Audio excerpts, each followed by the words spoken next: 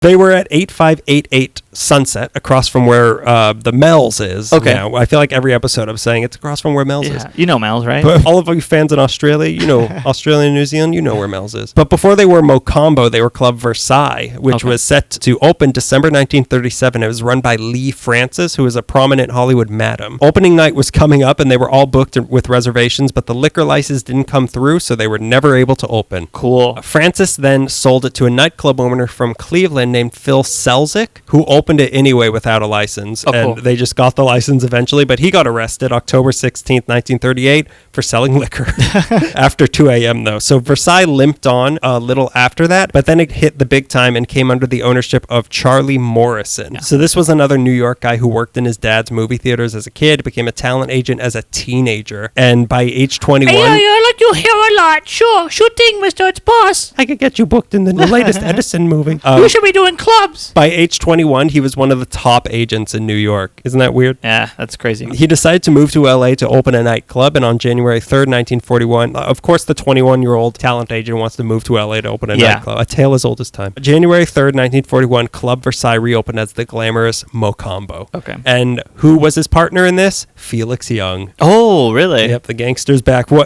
Kind of gangster. What made this place special was that it was Latin American themed, which at the time was considered very exotic and very naughty to be not white. It would be differently toned. Your parents speak a different language. Ooh, boy. Criminal. You're not from Northern Europe. Oh my God. It was designed by a movie set designer named Tony Duquette and was filled with color and what white Hollywood imagined things to look like south of the border. Right. Not least of all, here's another animal rights violation. Glass cages filled with exotic birds. Cockatoos, macaws, and parrots, but also apparently they had seagulls and pigeons in some of the cages. God. But also, our newest gimmick, we'll walk a chimp out to the dance floor and shoot it in the brains, and then we just dance. Every night, a new tiger. We strangle with our bare hands. And we do mean bear, because we cut off bear hands and use them to kill tigers. Guess who didn't like this? The ASPCA. They objected so heavily that they managed to delay the grand opening, but Morrison finally got the go-ahead after he convinced them that the birds were, here's where I should say, quote, enjoying themselves. Wow. Okay. Look, they're dancing. Look at them bob their heads. They're dancing for their lives. Look at how much fecal matter they're producing. They must be happy. They also got the house band from the Trocadero to move. Oh, wow. To Mocambo. Mocambo was considered to be the nightclub's nightclub. So it was kind of like, I guess that means like you're at the Ciro's and then like, let's go somewhere quieter, I guess. Well, although it doesn't seem quiet. This is another place where there's birds everywhere. This is another place where it's useless to name all the people who went there. Right. Here we go. In the 40s, you had people like Mr. Nevertip Clark Gable. Oh, yeah. Mr. I Bring Corpses to Parties Errol Flynn.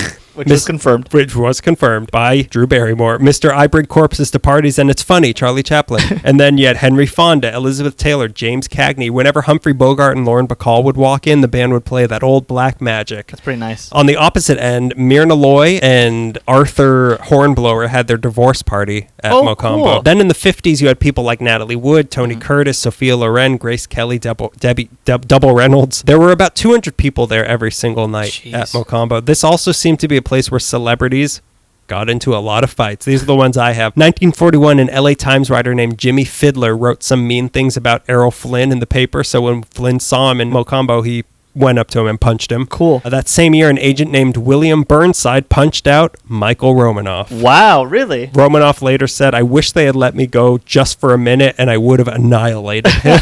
And my alter ego would have annihilated him. I would have annihilated him just like I did in Russia. We still all believe that, right? Just like all the heads I ripped off the bodies in Russia. With my bare hands. More important than just the violent performers who hung out there are the sometimes violent performers who performed there. Mocambo is where Frank Sinatra made his LA debut as a solo artist after leaving the Tommy Dorsey Orchestra in 1943. This place also helped develop the career of Milton Berle, and a long career it was. King of the heterosexually wavy hair Liberace played here. Edith Piaf, Edith Pie Contest, sang here in July 1957. Lena Horne, Eartha Kitt played here December 1953, which the stock footage of the place with the sign outside saying Eartha Kitt, they used that in Plan 9 from Outer Space. Really? Yeah, there's like an alien flying over Mocambo.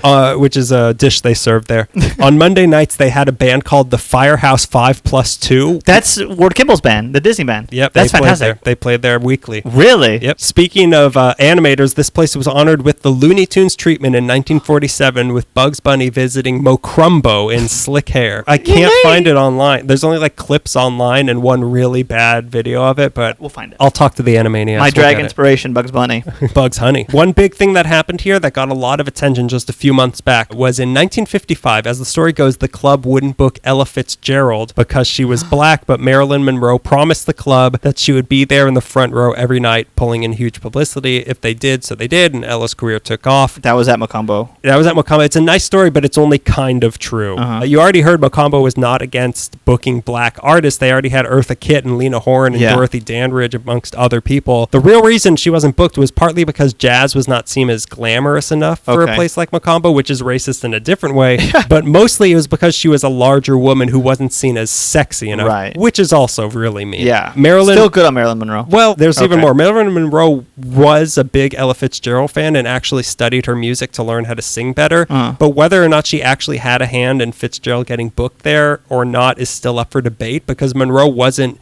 in LA from March 15th to 25th, 1955, when Ella Fitzgerald was playing at Mocambo. So she couldn't have been at any of the shows. Right. There's that picture of the two of them together, but that's from a different club from a year earlier. It seems that Monroe just wanted to throw Ella Fitzgerald a big party after her performance at Mocambo, but again, she was out of town, so that never happened. And even though Fitzgerald liked Marilyn Monroe, she didn't want to be friends with her because she was a drug addict.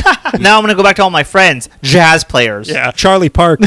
Frank Sinatra and Judy Garland, though, were both at her show, so they actually were at the Ella Fitzgerald shows. Sit in the front row every show. Yeah, not every one show, which is probably just as helpful, though. And Fitzgerald said that after her stint at Mocambo, I never had to play a small jazz club again. So it was influential, but whether or not Marilyn Monroe, Hollywood Laureate. Not really. So this place was another star-making powerhouse where stars came to play, but the man behind it all, Morrison, died of a stroke on March 27, 1957, and left the place in huge debt. Really? The place was in trouble, and Sinatra tried to help out by playing a 2-week gig there to raise money for the family that sold out every night. But on June 30th, 1958, Mocambo was closed for good with a sign on their door that said, "Gone Fishing," which is also my drag name. Yeah. It reopened briefly a little later as a supper club called the Cloister, but today that building is now gone and replaced by probably a marijuana shop. I don't know. But if you're feeling like you missed out on something and want to relive the glory of Mocambo, fear not. You can always turn on an episode of I Love Lucy, because the main stage of the Tropicana that Ricky plays in is a recreation of the main stage at Mocambo. Really? Yeah, so that's what it looked like. Oh, cool. Okay. Yeah, fun. So no stage, a bandstand, but Ricky's performing at the tables. Tables all around you. You can dance and schmooze with you can romance. pick fries off the plate of your landlord. You can get told that your wife is pregnant right from the performing circle. And everyone's just basking in that atmosphere with you. That's good.